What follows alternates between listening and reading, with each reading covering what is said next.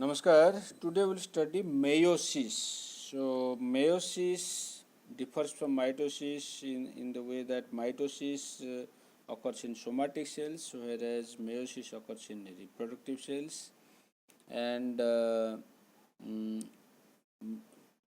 from one diploid cell, two diploid cells are formed in mitosis, whereas from one diploid cell, four haploid cells are produced in meiosis. And meiosis occurs in two phases, meiosis 1 and meiosis 2.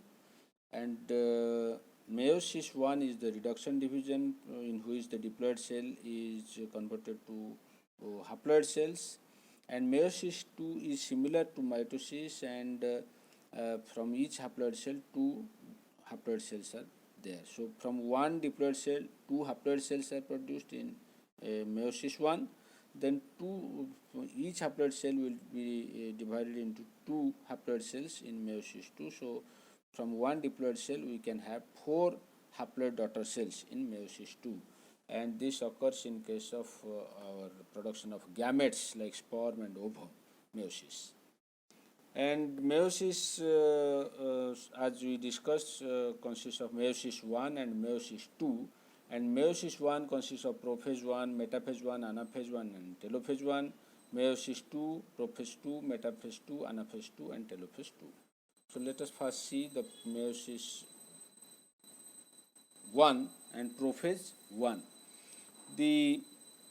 What happens in this case, there are five phases: leptotin, zygotin, pakaitin, diplotin, and diakinesis. Five phases are there in the prophase 1, and the human chromosomes actually pair to form the bivalents, and undergo crossing over in this prophase 1.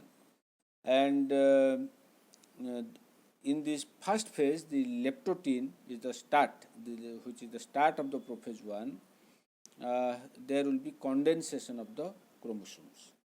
Then the homologous chromosomes start pairing up in the zygotin, and this pairing up we call it as the synapsis, and bivalent chromosomes are visible at this stage.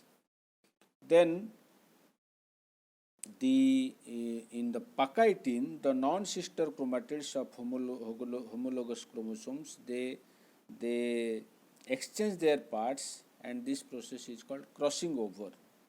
And the point of attachment of crossing over is called the chiasma, CHIASMA, chiasma.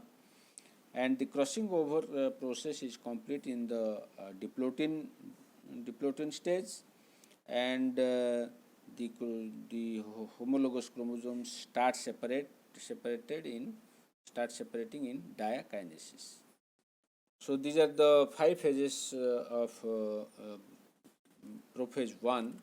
Let us see here in this colored figure. We can see here how this crossing over and synapsis occurs. So say these are the two homologous chromosomes, and they first they will come together. We call it as pairing up, that we call as synapsis. Then there will be crossing over, and you can see here this part of this chromosome is transferred to this one, and this part of this chromosome is transferred to this one. So this separation of chromosomes, the crossing over of chromosomes, this is called crossing over of chromosomes. So first there will be synapsis, then there will be a crossing over, and this is the main characteristic feature of prophase 1. And here we can see, so in this chromosome pair, this chromosome, there is no crossing over, so this is non-recombinant chromosome, and this part is there is crossing over, so these two we call as recombinant chromatids, and these two as the non-recombinant chromatids. So you can say that first there is interphase, you can see here, and the in the meiosis 1 there will be pairing of the homologous chromosomes, these two the homologous chromosome, these two the homologous chromosome, pairing up will be there, and then crossing over will be there, crossing over resulted here, and from one cell we will get two daughter cells after meiosis 1 with haploid number of chromosomes, and then meiosis 2 the daughter will have same haploid number of chromosomes. So initially the diploid cell, and finally we can have 4 haploid cells. So just after this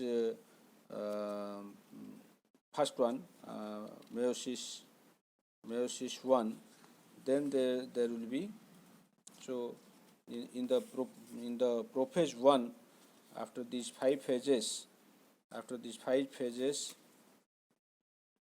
that is your prophase 1, the tetrad formed by synapsis of homologous chromosomes, then they are aligned in the metaphase, just like metaphase of mitosis. They are aligned on the equatorial plate, and in the anaphase they will be separated.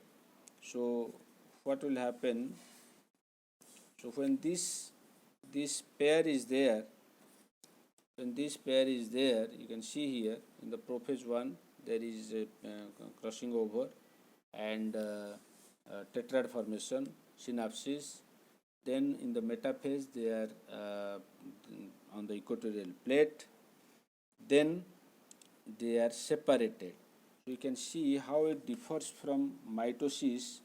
In the mitosis, you can see in the mitosis this is the metaphase where these chromosomes are aligned on the equatorial plate, and this centromere divides and they are pulled in the anaphase. But here there is synapsis and crossing over, the tetrad formation occurs. So when it will be separated, it will be this part will be separated to this pole, and this part will be separated to this pole. So like this we can have, and this is in the anaphase separation towards each pole, and finally they will be divided into 2 cells. First the nucleodivision, then there will be cytokinesis, and we can have after the telophase 1 we can have. So here is the diploid cell, and here we have the haploid cell.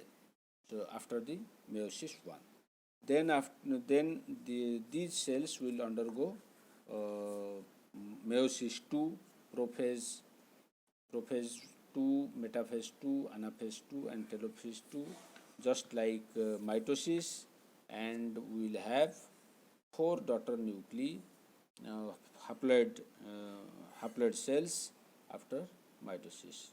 So here this part will be here like mitosis. This is a product of meiosis 1. Then the centromere, this will be aligned in the metaphase in the equatorial plate, and the centromere will divide. This part will move to one pole, this part will move to one pole. Similarly, this will divide here, this part will move to one pole, this part will move to one pole, and accordingly we have these 2 types of cells. So after meiosis 2 we can have 4 haploid cells. So this is all about meiosis. Thank you.